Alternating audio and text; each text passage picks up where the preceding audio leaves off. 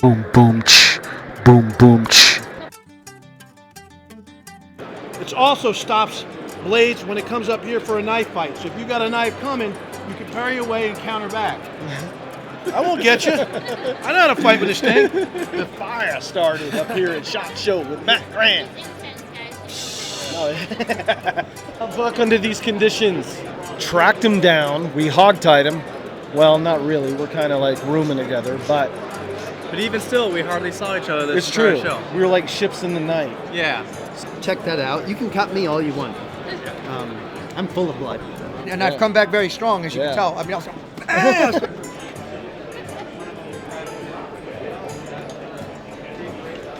Okay, we wrangled Matt. We got him on the carpet.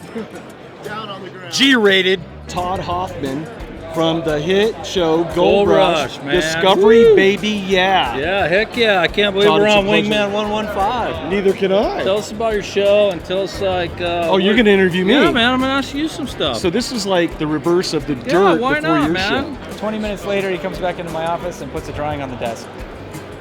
That is this. Like, we didn't change anything. So El Jefe made the El Chete. Exactly. That's Exactly. awesome. You got that Master Sergeant voice, and I'm only an E5. So. Sergeant Major. So I'm Master Chief. I'm not worthy. We're not embarrassing our kids. We're not doing the right stuff. Yeah, like both of them didn't really... They don't really want to be on camera right now, do they? No, it's like awkward moment, but you know what? We love it. Gonna focus on that. This is Mr. Condor over here. Is it Mr. Condor? Yes. Do that quick and then show it away. Do a quick spin for Mr. Condor. Mr. Condor. Hello, how you guys doing? There he is right there. Only at SHOT, baby. We take you to it. All right. All right, man. Cool. You can go green side. You can go in the desert. You can do black side with it too. So I dig it. Maybe I'll have sneak one out of SHOT Show. I don't know yet. We'll see. We'll do you a deal. Christmas morning got ruined for John, but It's back. we're salvaging it. Yes. And now it's the new year. Yeah, because I kept going, better. please, Matt, please show the Christmas present. Love you, man. You know, the bromance continues at SHOT Show. A lot of it's not broadcasted. That's right. Yeah. What stays at SHOT stays at SHOT.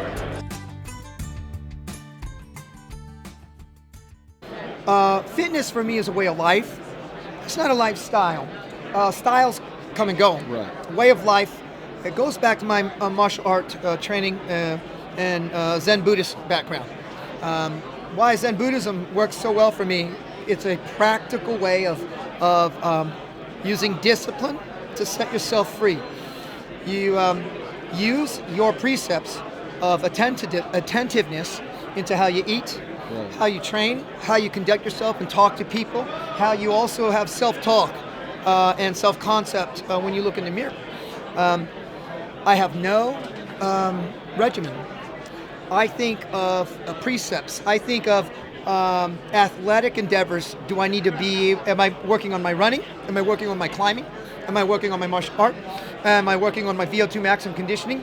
So I do a little bit of everything. Gymnastics. I have a gymnastics coach.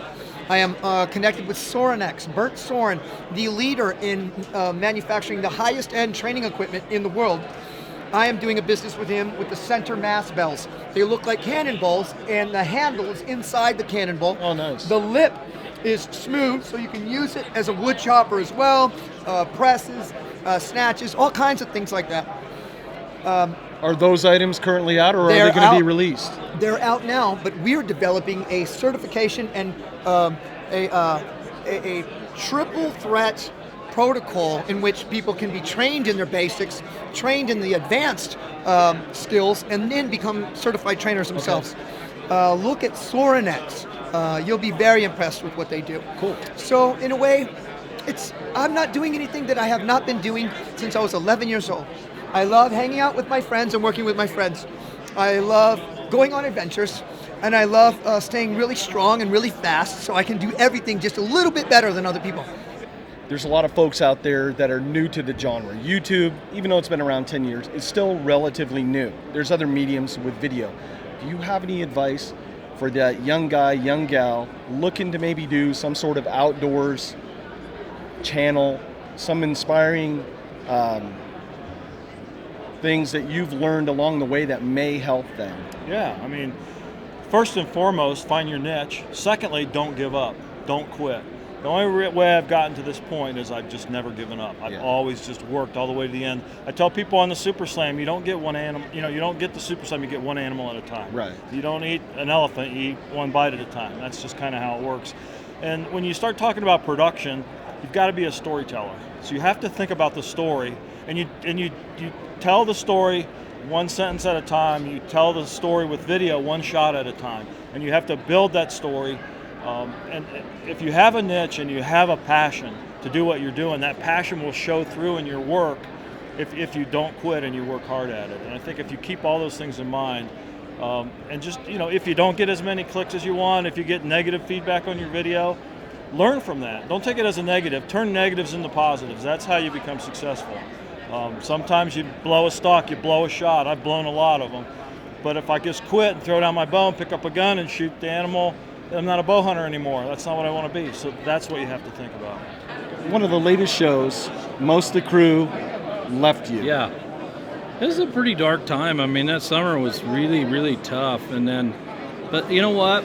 As you see in the show, we make a move to Colorado, and things turn around for us. I can't give away a lot, but It's pretty incredible what happens.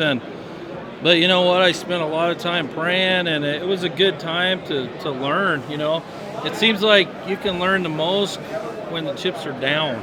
Right. I wish that wasn't true. Yeah. But for me, it's like, I don't know. It was a great summer, but it was probably the hardest summer. It was even harder than the jungle. But let's talk about the psychological aspect. How do you prepare yourself psychologically for 40 days? Basically, it's the Hunger Games for 40 days. I'm going to give you skull-crushing sense right now. Okay, let's do it. Everything in life, whether you're in a survival situation, you're fighting a life-threatening illness, you're dealing with bullies, you're trying to make it in the world, your job, whatever, relationships. Everything in life is about mindset. If you have the right mindset, whether it's a survival mindset, you're fixing your mind to where you have a positive attitude, clear, concise goals that are obtainable, and just have an iron will.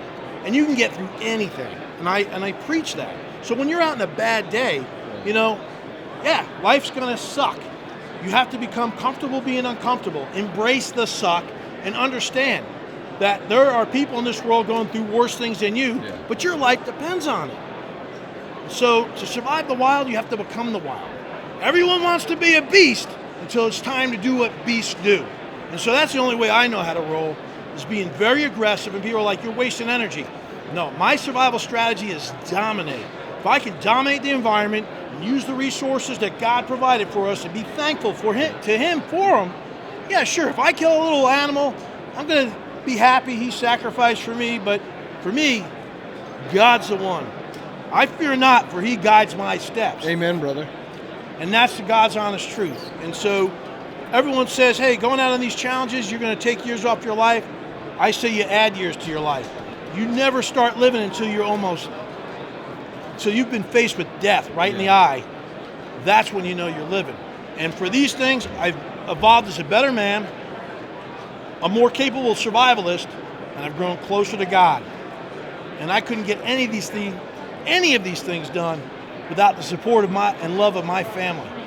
My wife and kids have my back for 25 years in the Army, and they got it now. Would you have any words of wisdom to impart on somebody who's thinking about it? You got a young man, young woman out there, they're thinking about, hey, I want to do this, I want to learn. Some of the advice I got when I started was, don't do it for the money. You don't make money as a knife maker. You have got to be a knife maker because you love making knives. Right. Fortunately, if you're really, truly passionate, then you tend to be able in a situation so you can support yourself. But knife making is something you do because you love it, not because you think you're going to make a living at it. Get out there and make. You're going to learn more with your hands. Grinders, heat kilns, all of this stuff. People were making knives way before that. I made my first knife when I was a kid with a set of metal files and a piece of flat bar.